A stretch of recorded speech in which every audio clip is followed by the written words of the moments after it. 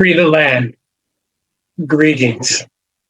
My name is Sipiwe Baleka, and I am the Minister of Foreign Affairs for the Provisional Government of the Republic of New Africa.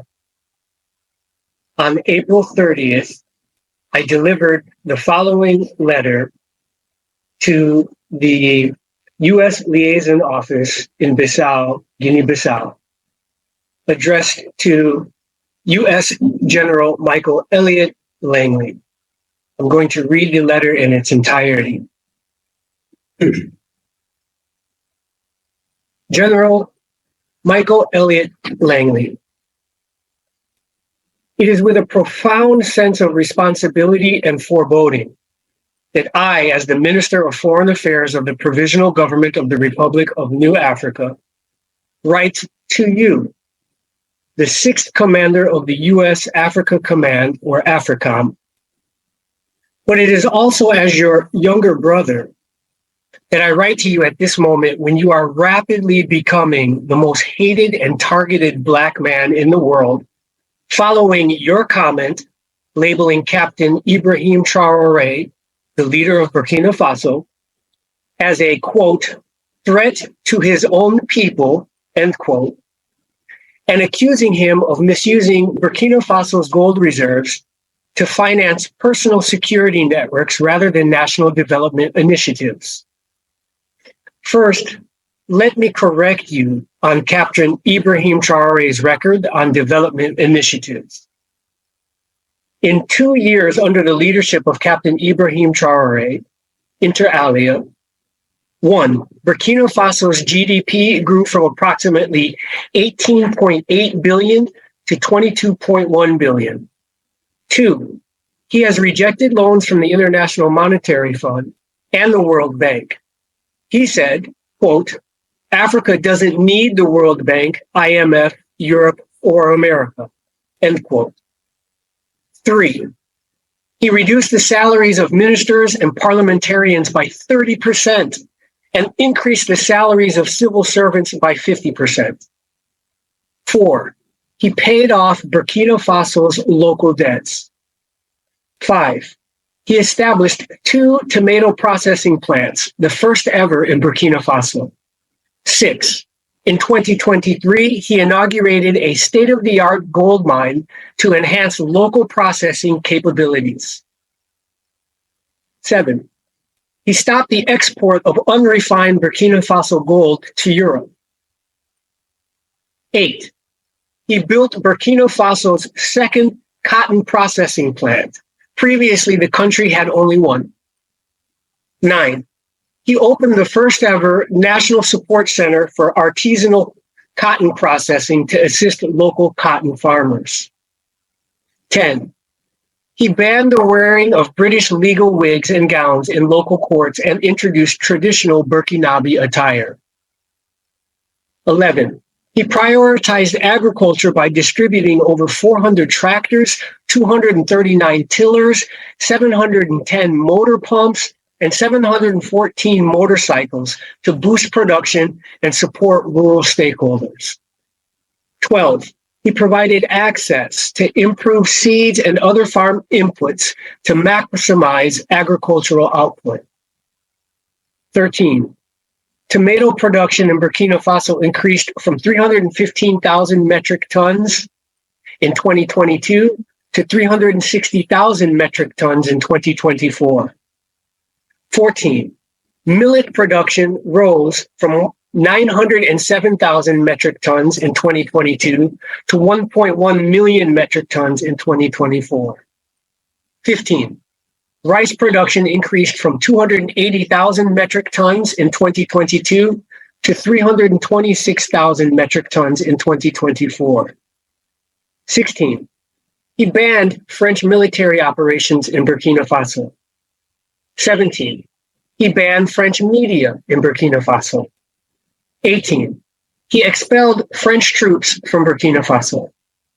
19, his government is constructing new roads, widening existing ones, and upgrading gravel roads to paved surfaces. 20, he is building a new airport, the Ouagadougou Donson Airport, which is expected to be completed in 2025 with a capacity to handle 1 million passengers annually. I had the honor and the pleasure of being warmly received by Captain Ibrahim Traore on May 7, 2024, at the historic meeting with the African diaspora led by Her Excellency Ambassador Ericana Chihombori Kwao. I experienced firsthand the love and support and gratitude of the Burkinabe people towards Captain Ibrahim Traore, which is being demonstrated all over the world by people of African origin just like you. And it is because of the principles of Pan-Africanism and the corresponding philosophy of Ubuntu, I am because we are, and thus we leave no one behind, that I feel compelled to make an effort to counsel you on what may be the most important moment of your life. It may seem presumptuous of me to think I can influence you at this time, but I must try. We have a lot in common. Your family moved to the west side of Fort Worth, Texas in 1972, becoming the only Black family in the area exactly 1 year after I was born and my family moved into the all-white suburb of Boulder Hill in Montgomery, Illinois. I can thus empathize with the pain of alienation and identity crisis that resulted from, as you yourself put it, quote, taking it from all sides, end quote, since, quote, the Blacks didn't like us because we lived out in a white neighborhood, and the whites considered us different and wondered why we were there, end quote. Feeling alienated, you took refuge in the sheltered life of the Air Force bases that you lived on and allowed you to play with whomever you wanted. While I, too, found refuge in sports, particularly on my swim teams. In both circumstances, we became independent and learned how to lead by example and performance. Meanwhile, you were born into a life of service dominated by indoctrination from the United States military. Your great uncle was one of the Montford Point Marines, who were the first Black recruits to join the segregated Marine Corps after it began admitting African Americans in 1942.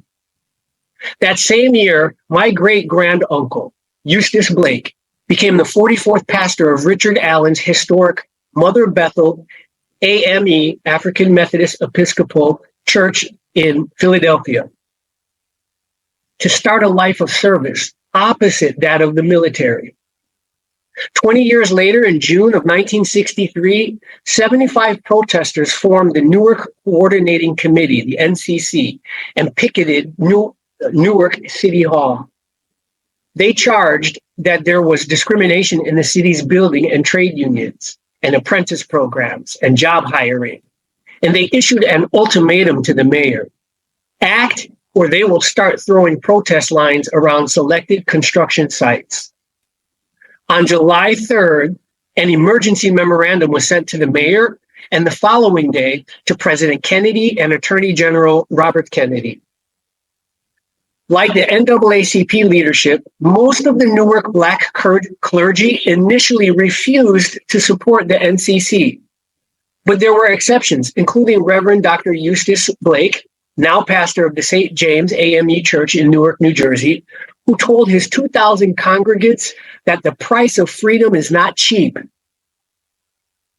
And he urged them to join the NAACP, the Southern Christian Leadership Council, which was organized by Belanta woman Ella Baker, who went on to organize the Student Nonviolent Coordinating Committee, or even join CORE. Thus, I too was born into a family of service as spiritual guardians and activists for the rights of our people. While your father, Willie C. Langley, continued the family tradition as a master sergeant in the United States Air Force, Reverend Eustace Blake's nephew, my uncle, John L. Blake, continued the family tradition of service too. On April 17, 1970, John Blake had dinner with President Nixon at the White House. A year and a half later, the president appointed John Blake as director of the Job Corps. In this capacity, he directed the National Residential Manpower Training Program, consisting of 65 centers which aid Black men and women, and a $2.5 billion budget. Interestingly, in an interview with About Time magazine in March 1974, John Blake said, and I quote, "When I came here, I had already said to hell with America and was on my way to Africa. I had a 5-year plan, disposing of all my property, obtaining the necessary education courses for a teaching certificate, and spending 3 years in the teaching field, then off to Africa," end quote. Finally, like you, who became the first Black 4-star general in the 246-year history of the Marine Corps, I too have several distinctions of being the first Black to do something, such as the first Black swimmer named to the All Ivy League swimming first team, the first Black swimmer to win 4 silver medals at the Masters Swimming World Championships, and holding 3 U.S. Masters Swimming national records. More significantly, following in the family spirit expressed by my uncle to go to Africa, I became the first in my family, after 250 years, to return to our ancestral homeland, the village of Nunche in the Republic of Guinea-Bissau, where I have become the first to receive Guinean citizenship through the Decade of Return program. Thus, I know what it is to carry the pride and burdens of being the first Black to do something and becoming a de facto ambassador for our race. And I also know what it is like to make revolutionary decisions. And this brings me to the real purpose of my letter, which requires a little bit of history. On June 18, 1452, Pope Nicholas V issued a declaration of total war against African people in an apostolic edict known as the Dum Diverses. The purpose of this war was to gain control of the gold mines that existed in the south and western parts of Mali and Burkina Faso. The war for this gold has continued now for 209,235 days, or 572 years, 10 months, and 13 days.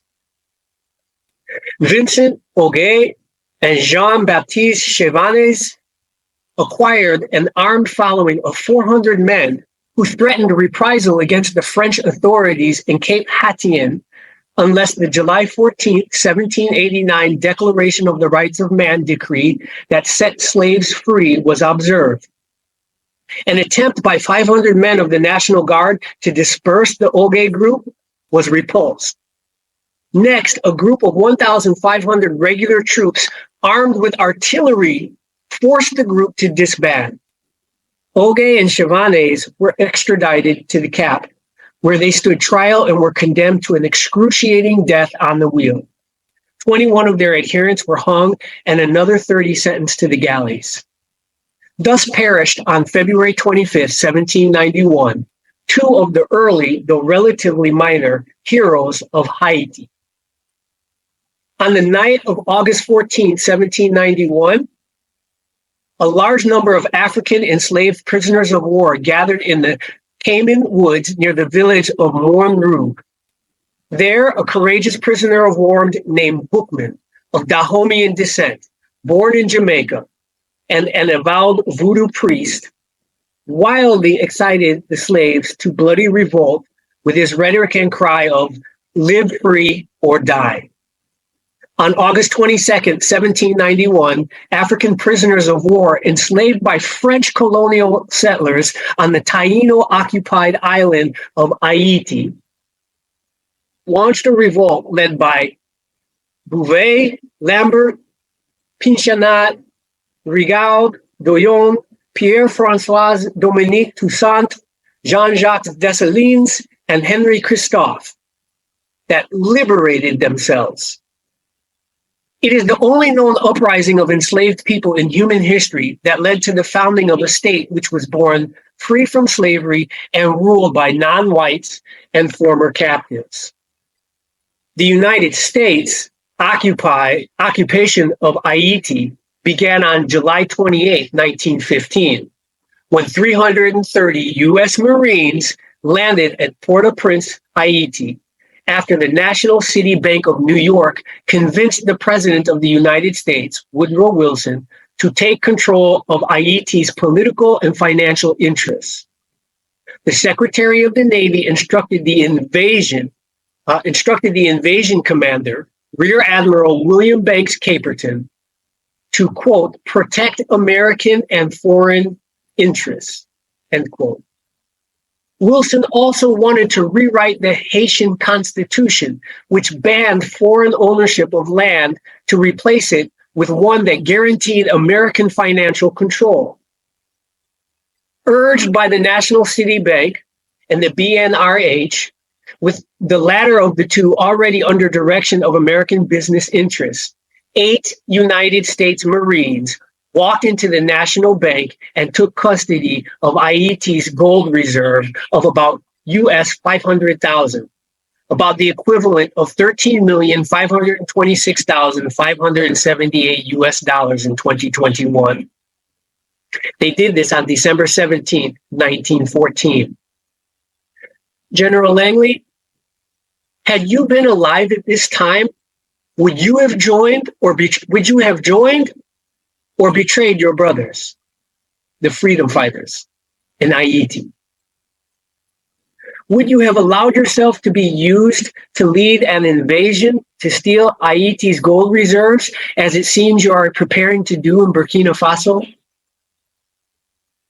When Nat Turner, an enslaved Black carpenter and preacher, led a 4-day rebellion of both enslaved and free Black people in Southampton County, Virginia, in August 1831, whose side would you have joined?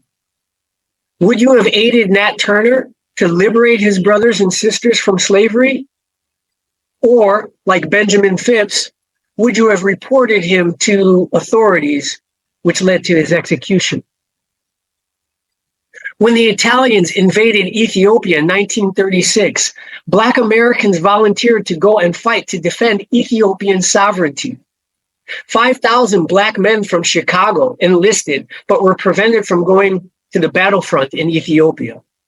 Colonel John C. Robinson, a member of Marcus Garvey's Universal Negro Improvement Association, the UNIA, was permitted to go and became the pilot for Ethiopian Emperor Haile Selassie during the war. After the war, Colonel Robinson stayed in Ethiopia and trained the first 81 pilots, which then became Ethiopian Airlines as we know it today. General Langley, had you been alive then, would you have chosen to fight on the side of the Italians? Or would you have stood with your brothers in defense of Ethiopian sovereignty? The great Pan-African historian John Henrik Clarke, who helped Malcolm X write the charter for the Organization of Afro-American Unity, referred to the contradiction that your father and all Black veterans, including of the U.S. military, including yourself, face.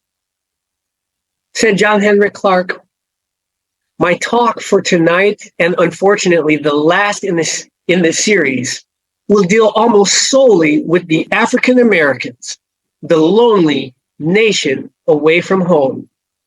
Because the African American is the most misunderstood, most abused, most wounded of all the African people who live outside of Africa.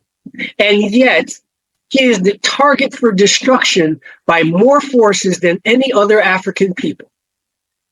He's the one African that the Western world won't destroy, principally because he has grown insensitive to his oppressor. And he, more than any other African, has fought in larger numbers for his oppressor and mastered his oppressor's modern war technique. He's already the most dangerous African on the face of the earth because he is the only African on the face of the earth trained in the modern warfare technique called combined operations. Combined operations is the art of striking a target from land, air, and sea. No other Africans on the face of the earth have enough training to move on a target with ships, airplanes, and infantry And the Black American has been trained to do all three. He wasn't trained to do this to liberate himself or to liberate anyone. He was trained to do this for someone else, but the training is still with him. But he has never converted his training into a liberation army for himself. After World War II, Africa could have picked up almost for nothing one of the finest Black air forces on the face of the earth. But because Africa was not ready to do this, their talent deteriorated. Many of the men went bussing dishes and clerking and lost all their skills. But I'm saying that the skill and the training to make a modern army was with the Black American, and right now, right this very minute, there's been enough Black Americans discharged from the US Army with enough modern skill, they can train a modern army for every nation in Africa. This is what makes him the target for the colonists, because they realize if contact is ever made with him, and if he becomes aware of his skills and affects the wedding between his skills in Africa, he could change the world. He could have stopped the Congo situation. He can revitalize any nation in Africa because of his training. He can learn faster than almost any other African on the face of the earth. We in the United States, then and now, were never given the illusion of nation. They will let us know right now that they don't want us here, and they didn't let us dream that we were part of this nation. They let us know that we were brought to do a set labor, and once the labor was over, we were a surplus population, a nation within a nation without a nationality. We were not brought to this country to be given a nationality. We were not brought to this country to be given status. When they said liberty and justice for all, we were not a part of the all. No one let us dream or think that we were part of the all. When we look at the atrocities against us day by day, they keep saying again and again, not you. When I say American citizen, I don't mean you. Now this nation has mortgaged its soul and lived a lie and tells a lie to the world because they dare not face up to the fact that you got a massive nation inside of the United States living in a condition many times worse than the Nazis. End quote from John Henrik Clarke. General Langley, you have risen to the highest position that a Black man in the United States Marine Corps has ever achieved, almost reaching the status of U.S. Army 4-star General and U.S. Secretary of State Colin Powell. Colin Powell was used to make the case, falsely, that the Iraqi government possessed weapons of mass destruction, and that became the justification to invade Iraq. On March 2nd, 2007, the same year that U.S. Command for Africa, AFRICOM, was established, according to then Assistant Secretary of Defense for Africa policy, Teresa Whalen, was established for U.S. security interests in Africa in the context of global security. In that year, U.S. General Wesley Clark said, and I quote, "So I came back to see him a few weeks later, and by that time we were bombing Afghanistan. I said, 'Are we still going to war with Iraq?' And he said, 'Oh, it's worse than that.' He said as he reached over on his desk and picked up a piece of paper, and he said, 'I just got this down from upstairs today,' meaning from the Secretary of Defense's office. This is a memo which describes how we are going to take out 7 countries in 5 years, starting off with Iraq and Syria, Lebanon, Libya, Somalia, Sudan, and finishing off Iran." End quote. Now, back in 1973, while my uncle was serving in the Nixon administration, President Nixon asked King Faisal of Saudi Arabia to accept only US dollars in payment for oil and to invest any excess profits in US Treasury bonds, notes, and bills. In return, Nixon offered military protection for Saudi oil fields. The same offer was extended to each of the key oil-producing countries. And by 1975, every member of OPEC had agreed to only sell their oil in US dollars, establishing the petrodollar. The act of moving the dollar off gold and tying it to foreign oil instantly forced every oil importing country in the world to maintain a constant supply of Federal Reserve paper. And in order to get that paper, they would have to send real physical goods to America. Paper went out, everything America needed came in, and the United States got very, very rich as a result. It was the largest financial con in recorded history. What is notable about the original 7 nations originally targeted by the U.S., noted by U.S. General Wesley Clark, is that none of them are members of the Bank for International Settlements, the private central banker's private central bank located in Switzerland. This meant that these nations were deciding for themselves how to run their nation's economies rather than submit to the private international banks. Over in Libya, Muammar Gaddafi had instituted a state-owned central bank and a value-based trade currency, the gold dinar. With an excellent management of oil revenues, the Libyan state had managed to store hundreds of tons of gold, 143 tons according to WikiLeaks, and the same amount in silver. Gaddafi announced that Libya's oil was for sale, but only for the gold dinar. Other African nations, seeing the rise of the gold dinar and the euro, even as the US dollar continued its inflation-driven decline, flocked to the new Libyan currency for trade. This move held the potential to seriously undermine the global hegemony of the dollar.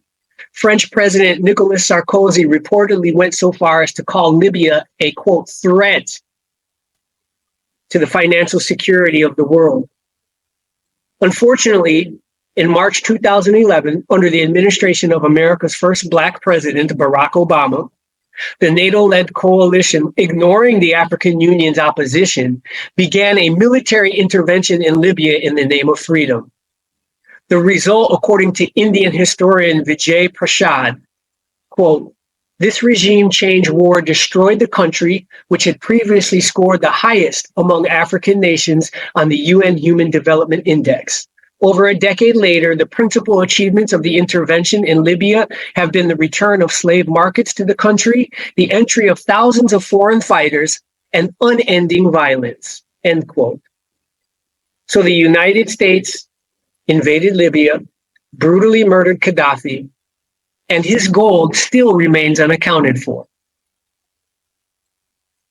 General Powell was used to invade Iraq. President Obama was used to invade Libya.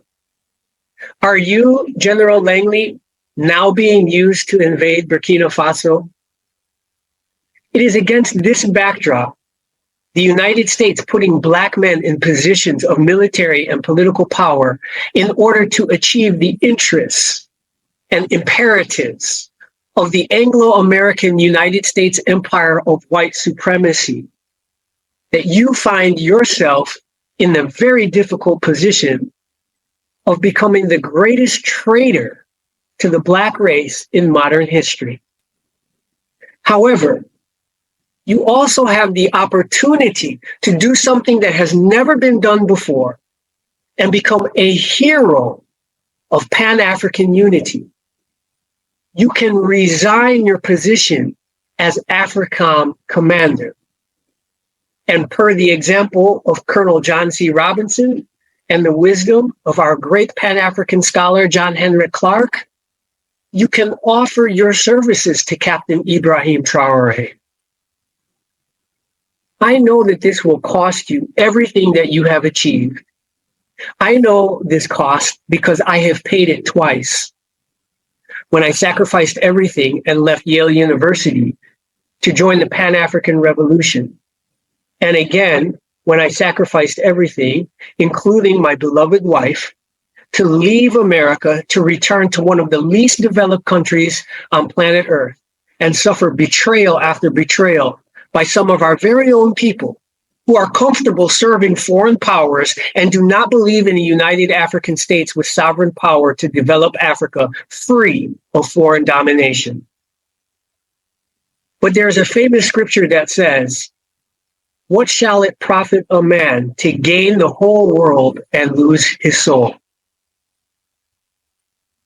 The great African revolutionary freedom fighter Amilcar Cabral once said, "The struggle unites, but it also sorts out persons. The struggle shows us who is to be valued and who is worthless. Every comrade must be vigilant about himself, for the struggle is a selective process. The struggle shows us to everyone and shows who we are. It is not enough to say, 'I am African,' for us to say that that person is our ally. These are mere phrases. We must ask him frankly, do you in fact want the independence of your people? Do you want to work for them? Do you really want our independence?"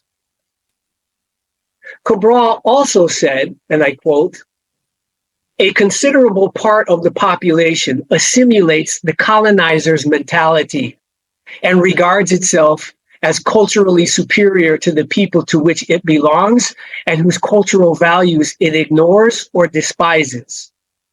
This situation, characteristic of the majority of colonized intellectuals, is crystallized to the extent that the social privileges of the assimilated or alienated group are increased with direct implications for the behavior towards the liberation movement by individuals in this group. A spiritual reconversion of mentalities is thus seen to be vital for their true integration in the liberation movement. Such reconversion, reaffricanization in our case, may take place before the struggle, but it is completed only during the course of the struggle through daily contact with the mass of the people and the communion of sacrifices which the struggle demands." General Langley, I know a decision to renounce your command and complete a process of reaffricanization goes against every value you have been indoctrinated with under the banner of American patriotism and the myth that our ancestors died so that you can be the servant of American imperial interests. Incredibly, standing with your brothers in support of the liberation of Africa from foreign domination may seem like a betrayal to you, to those people who have supported you until now. However, the act of resigning your command in order to stand with Captain Ibrahim Traore and the liberation of Africa from foreign domination could possibly be the greatest action and example that an Afro-descendant in the African diaspora could make at this stage of history, the objections of your supporters notwithstanding. Our ancient ancestors articulated and practiced Ma'at, the 11 laws of God, which predate the Old and New Testaments by thousands of years. The law of Aset states, "Prepare to sacrifice everything to become the vessel of God on earth, and you will in turn receive everything." History has now afforded you, in the public spotlight in front of the entire world, this opportunity to serve God, your ancestors, and the African Revolution. Or you can serve the Pope and the Anglo-American United States Empire. It will be the hardest and most important decision in your life that will be recorded in history books for the next 1,000 years. When your life force energy housed within your body is released, you will join the ancestral realm, and it is they, your African ancestors, who you will meet and to whom you must give an accounting. I plead with you not to become the next brother who betrayed our great leaders like Malcolm X, Amilcar Cabral, Thomas Sankara, and so many others. In closing, the Provisional Government of the Republic of New Africa, which declared its independence from the colonial control of the United States of America on March 31st, 1968, when you were just 7 years old, is the result of Malcolm X's work and legacy. We recall his appeal to the African heads of state at the 1964 Organization of African Unity meeting, attended by the representative of the first president of the Republic of Upper Volta, which is now the Republic of Burkina Faso, Maurice Nawalangamba Yameogo. And Malcolm's message was to strengthen the Pan-African bonds between Africans and African Americans during that time. We recall also the words of President of Burkina Faso, Thomas Sankara, during his trip to New York, where he spoke to a rally of more than 500 at an event at the Harriet Tubman School in Harlem, organized by the Patrice Lumumba Coalition on October 3rd, 1984. And President Sankara stated, "Our White House is in Black Harlem." General Langley, on the eve of the 100th birthday commemoration of Omowale Malcolm X on May 19th, the ancestors are now calling you to help Africa and her people.